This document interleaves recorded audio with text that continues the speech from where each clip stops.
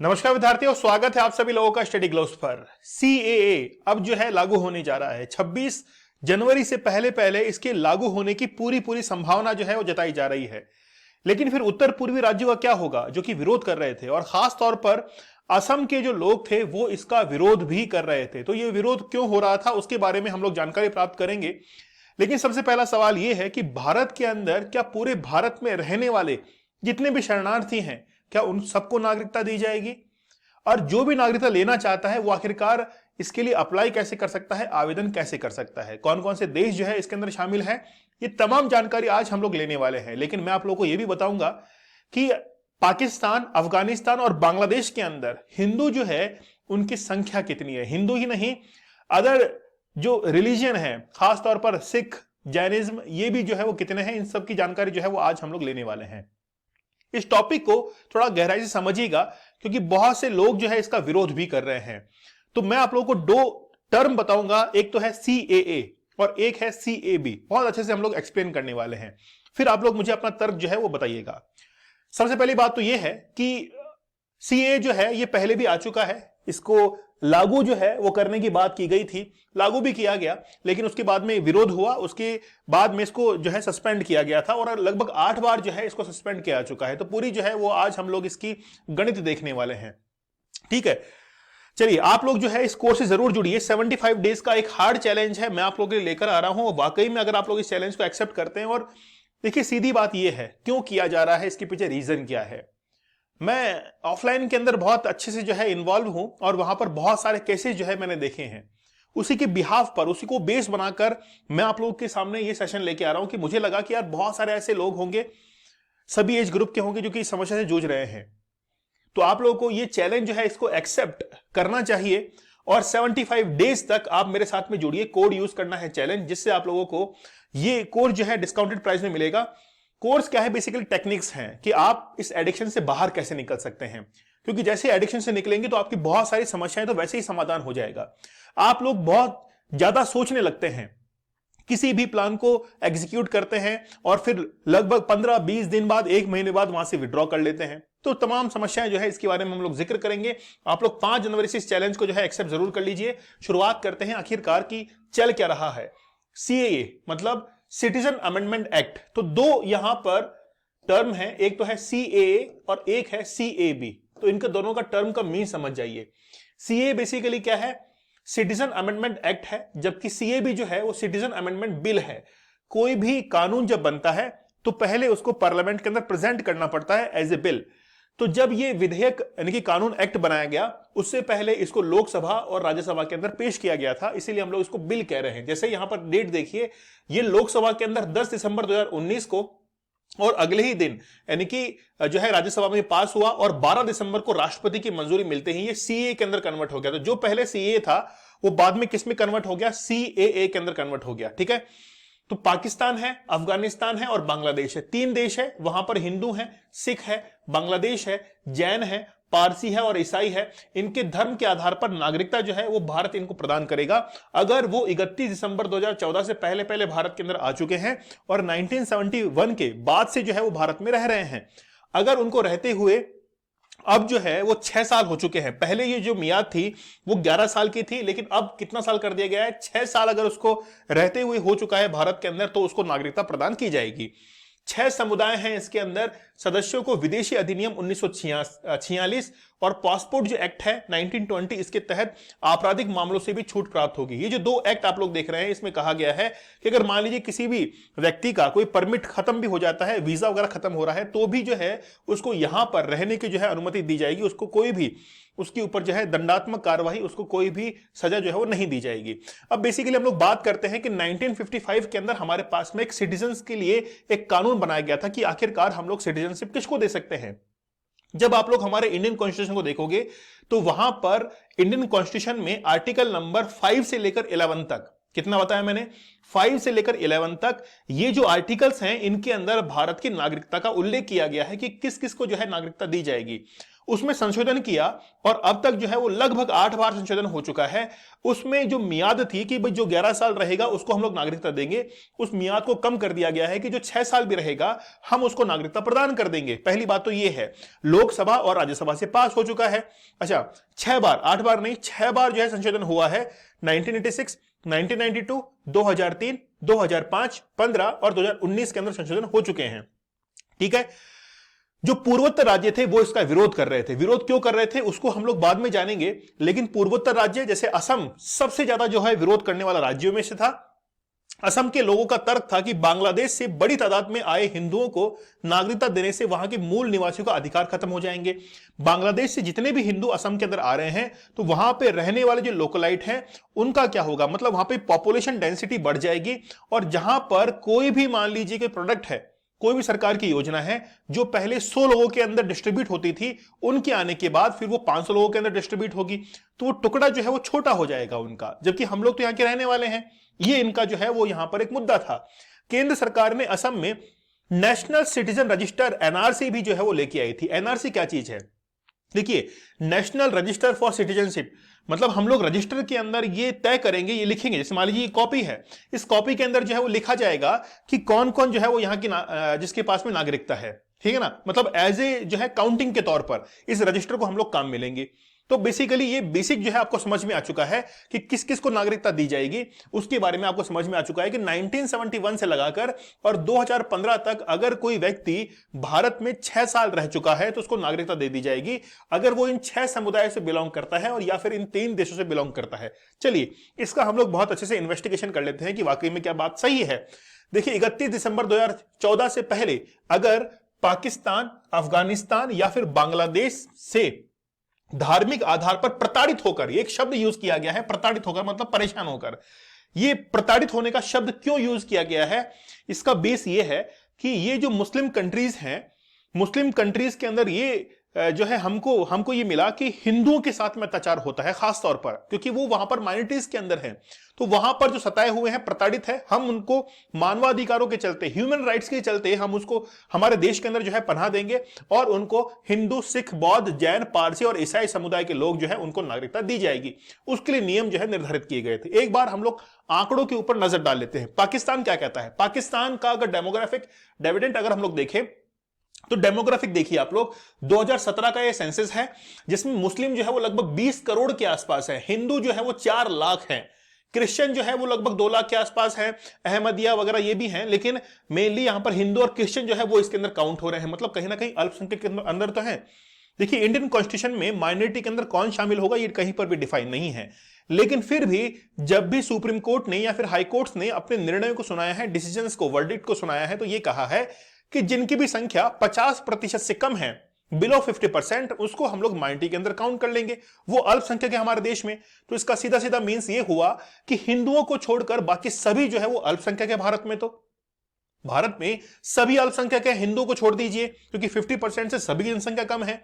तो वहां पर दूसरे देशों के अंदर, पाकिस्तान, बांग्लादेश, खासतौर पर पाकिस्तान की बात कर रहे हैं, वहां पर भी हिंदू जो है वो अल्पसंख्यक है क्योंकि उनकी जो प्रतिशत है वो कितना है, 2.1% है, क्रिश्चियन जो है वो 1.3% है और अदर रिलीजन जो है वो 0.6% है। ये वहां पर डेमोग्राफिक है।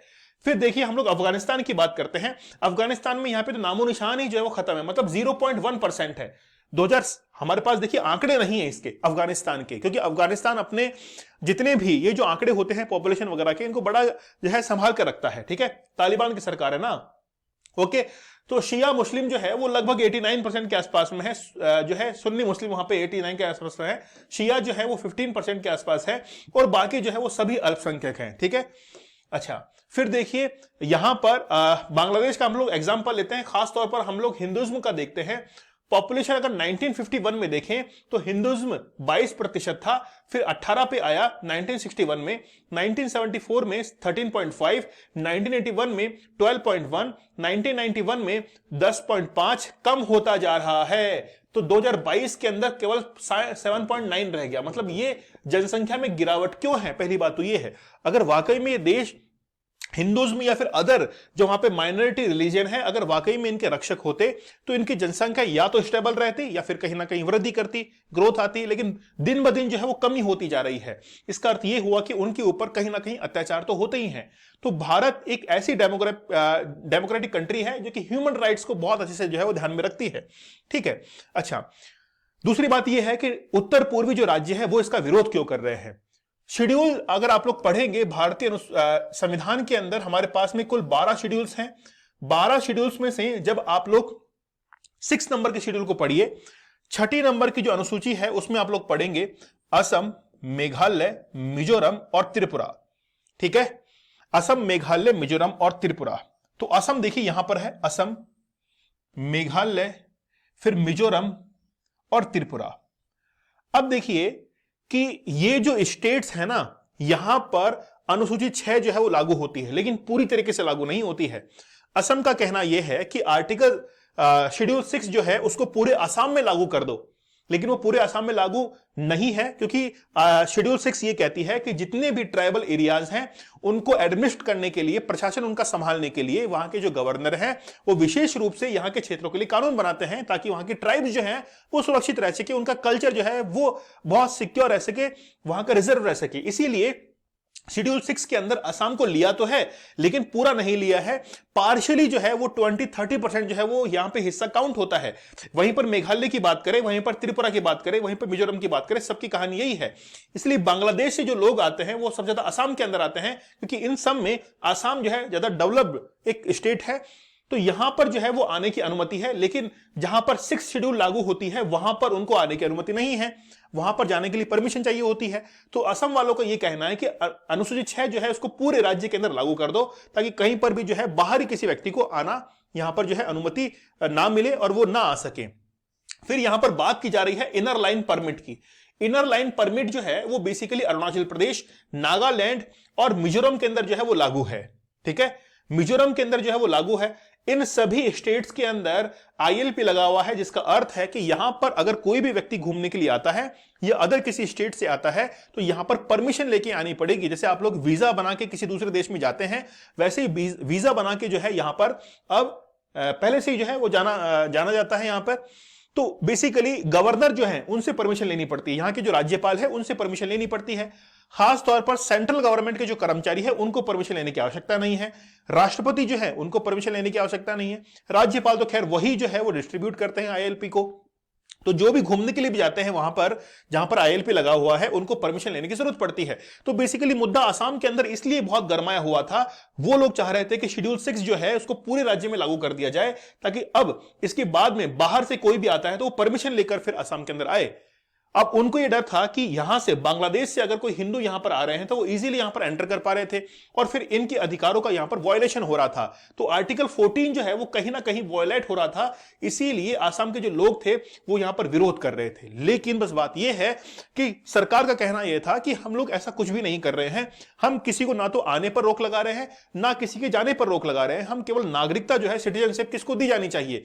क्योंकि पिछले 4 सालों के अंदर अगर हम लोग देखें तो भारत के अंदर लगभग 4 से 5 हजार लोग ऐसे हैं जिनको सिटीजनशिप दी गई है। जैसे मान लीजिए कि अभी डंकी जो है फिल्म आई थी, तो बहुत सारे प्रवासी ऐसे हैं जो कि अमेरिका के अंदर जाने का प्रयास करते हैं। जैसे हाल ही में खबर आई है कि कुछ व्यापारी जो हैं गुजरात के, उन्होंने 80 लाख रुपए दिए थे अमेरिका में जाने के लिए, है ना। तो वहां पर जो है अवैध तरीके से वहां पर जाया जा रहा है। वो सब लोग जो है वहां पर जाकर सिटीजनशिप के लिए अप्लाई करते हैं, लेकिन सबको क्या सिटीजनशिप मिल जाती है? वैसे भारत के साथ में भी है, भारत में रहने वाले जो लोग हैं वो भी सिटीजनशिप के लिए अप्लाई करते हैं, जो कि प्रवासी है। उनमें से कुछ एक कोई 4-5 हजार जो है उनको यहां पे सिटीजनशिप दी जाती है। तो ये कयास लगाए जा रहे हैं कि 26 जनवरी से पहले पहले ऐसा लग रहा है कि ये सीए जो है वो लागू हो जाएगा, सिटीजन अमेंडमेंट एक्ट, और जो भी यानी कि भारत से बाहर के पाकिस्तान, अफगानिस्तान, बांग्लादेश के जो लोग भारत के अंदर रह रहे हैं, अवैध तरीके से रह रहे हैं, उनको नागरिकता दी जाए। लेकिन क्या उनके पास में प्रॉपर डॉक्यूमेंट होंगे? अगर मान लीजिए कि असम के अंदर ये जो है ये जिसको हम लोग कहते हैं रजिस्टर, है ना, नेशनल पॉपुलेशन रजिस्टर, अगर उसमें रजिस्टर करने की बारी आती है, असम के अंदर जाते हैं तो वहां पर रहने वाले जो लोग हैं, अगर उनसे पूछा जाए भाई आपके पास में डॉक्यूमेंट हैं प्रॉपर, मान लीजिए किसी के पास में प्रॉपर डॉक्यूमेंट नहीं हुए, तो फिर क्या होगा? क्या उसका नाम जो है उसको सिटीजनशिप नहीं मिलेगी? वो तो कहेगा कि यार हमारा तो पूरा यहाँ पे पूर्वज रहते हुए आए हैं, लेकिन हम लोग साबित कैसे करें, हमारे पास डॉक्यूमेंट नहीं है, यहाँ पे आए दिन बाढ़ आती रहती है, बारिश वगैरह होती रहती है, कई जो है वो नेचुरल यहां पर डिजास्टर होते रहते हैं, तो हो सकता है, तो ये प्रॉब्लम जो है वो यहां पर बनी हुई है। लेकिन केंद्र सरकार ये कह रही है कि हम लोग सभी का जो है वो समाधान इनके अंदर निकालेंगे। अब बात ये है कि ये जो एक्ट है 1955 का, इसमें संशोधन जो है हो चुका है, लेकिन 9 राज्यों के अंदर जो लोग रह रहे हैं उसमें 30 से अधिक जिला मजिस्ट्रेट और जो होम सेक्रेटरी हैं उनको नागरिकता देने का यहां पर अधिकार दिया गया है, जिसमें गुजरात है, राजस्थान है, मध्य प्रदेश है, छत्तीसगढ़ है, हरियाणा है, पंजाब है, यूपी है, दिल्ली है, महाराष्ट्र है। यहां पर रहने वाले जो पाकिस्तान के, अफगानिस्तान के या फिर बांग्लादेश के लोग हैं उनको जो है वो नागरिकता यहां पर दी जाएगी। लेकिन आवेदन कैसे होगा, इसका आवेदन जो है वो कैसे करना पड़ेगा? ऑनलाइन करना पड़ेगा। आवेदकों को बताना होगा कि वे भारत जो है वो कब आए थे, पहली बात, पासपोर्ट या अन्य यात्रा दस्तावेज नहीं होगा तब भी आवेदन जो है वो कर पाएंगे। इसके तहत भारत में रहने की अवधि 5 साल से अधिक रखी गई है। जो व्यक्ति 5 साल से अधिक भारत के अंदर रह रहा है उनको जो है नागरिकता दी जाएगी। अन्य विदेशियों, मुस्लिम के लिए यह अवधि जो है वो 11 साल की रखी गई है। मतलब और कोई है तो उनके लिए अवधि जो है वो 11 साल की रखी गई है। किसी भी दूसरे देश का है, अगर वो मुस्लिम है ना, तो फिर उसके लिए 11 साल यहां पर रहना जरूरी होगा, तभी नागरिकता दी जाएगी। तो जितने भी ये भ्रम है वो केंद्र सरकार ये कह रही है कि हम लोग जो है वो सभी से परे हैं, किसी को कोई प्रॉब्लम नहीं आने देंगे और 26 जनवरी से पहले पहले हो सकता है कि सीएए लागू हो जाए। चलिए, आप लोगों के लिए एक जबरदस्त कोर्स लाया गया है कि आप लोग पॉर्न एडिक्शन से कैसे बाहर निकल सकते हैं। बहुत सारे युवा, सभी एज ग्रुप जो है उससे जूझ रहे हैं। कुछ टेक्निक्स जो है वो आप लोग को बताई जाएंगी। 75 टेक्निक्स हैं, हो सकता है कि इनमें 4-5 टेक्निक्स भी आप लोग के ऊपर काम करें तो आप लोग जो है अपने जीवन को और बेहतर बना पाए। मतलब मेरा भी जो है थोड़ा बहुत योगदान हो जाएगा। बहुत कम कीमत में कोर्स है, आप लोगों को चैलेंज कोड यूज करना है, ऊपर से आपको डिस्काउंट और मिल जाएगा। अगर 5 जनवरी से आप इस चैलेंज को एक्सेप्ट करते हैं तो मुझे आप लोग कमेंट सेक्शन में जरूर बता दीजिएगा। आप लोग टेलीग्राम चैनल दीपक इंदौरा ऑफिशियल को ज्वाइन कर सकते हैं। यहां पर लेक्चर की पीडीएफ और अदर डिटेल जो है वो आपको अवेलेबल हो जाएगी। तो मिलते हैं आप लोगों से अगले सेशन में, तब तक के लिए धन्यवाद, थैंक यू, जय हिंद।